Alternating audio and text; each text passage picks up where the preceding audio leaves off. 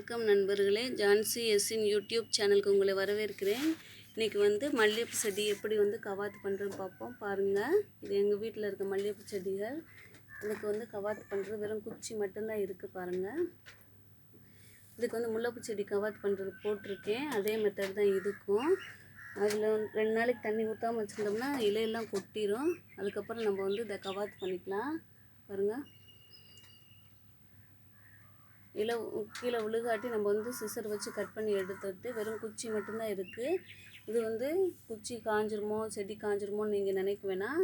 ஏன்னா வந்து அது அடியில் வேர் இருக்கிறதுனால நம்ம தண்ணி வந்து 1 நாள் 2 நாள் விட்டு நம்ம இப்படி செய்யலாம். இல்லாட்டி சிசர் வச்சு நம்ம கட் பண்ணி விட்டுலாம். அப்போ தான் நமக்கு அடுத்த தளவு நல்லா தளைஞ்சு நிறையா பூக்கள் கிடைக்கும். பாருங்கள், சின்ன பாட்டில் இருக்குது நல்லா. ஆனால் அந்த குச்சி வந்து தடிமனாக இருக்குது. 2 வருஷ செடி இது. பாருங்கள், இப்போ வந்து இந்த இலையெல்லாம் உதிர்ந்த பின்னாடி நம்ம வந்து 2 நாள் கழித்து தண்ணி ஊற்றியாச்சு. நேற்று ஊற்றிட்டேன். இன்றைக்கி வந்து உரம் போடுறது. எனக்கு ஆட்டு எருவு கிடச்சிருக்கு.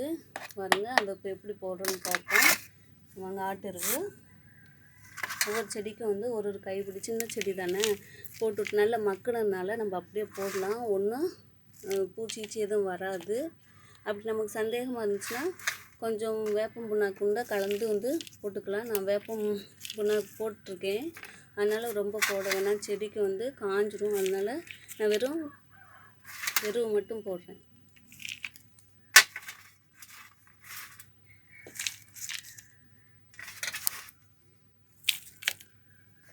இப்படி நம்ம உரம் போட்டு தண்ணி விட்டுட்டு மேலே வந்து பூச்சி மருந்து அடிக்கிறதுன்னு நினச்சோம்னாலும் வேப்பெண்ணெய் கரைசல் தெளிக்கலாம். இல்லைன்னா இப்போ வந்து நமக்கு வந்து தேமோர் கரைசல் இருக்குது பார்த்தீங்களா, அது தெளிச்சு விட்டோம்னா நல்லா நிறையா தளவு எடுக்கும்.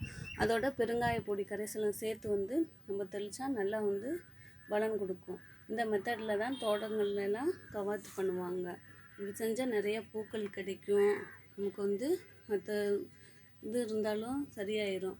அதுக்காக இந்த பூச்சி தொல்லை இது மாதிரி ஏதாவது இருந்தாலும் சரிப்படுத்திடலாம். எங்கே பூச்சி இருந்தால் நமக்கு தெரியும்ல, எல்லா இலையும் வந்து நம்ம உதிர்ந்ததுனால பூச்சிகள் வந்து இருக்க வாய்ப்பில்லை.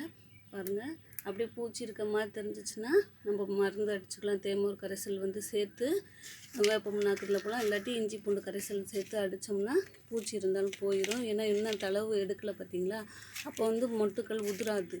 அதுக்காண்டி அந்த மெத்தட் கூட செய்யலாம். தேமோர் கரைசலோட பெருங்காய கரைசல் சேர்த்து அடித்தோம்னா நிறையா பூக்கள் வந்து வரும். நீங்கள் உங்கள் தோட்டத்தில் இதே மெத்தட் ஃபாலோ பண்ணுங்கள் வியூவர்ஸ். இதில் வந்து நிறைய பூக்கள் பூக்கிறதுக்கு ஒரு வழி. அடுத்து வந்து பூக்கள் பூத்தோடனே நான் உங்களுக்கு ஒரு வீடியோ போடுறேன். இந்த வீடியோ உங்களுக்கு பிடிச்சிருந்துச்சுன்னா லைக் பண்ணுங்கள், ஷேர் பண்ணுங்கள், சப்ஸ்கிரைப் பண்ணுங்கள். தேங்க்யூ.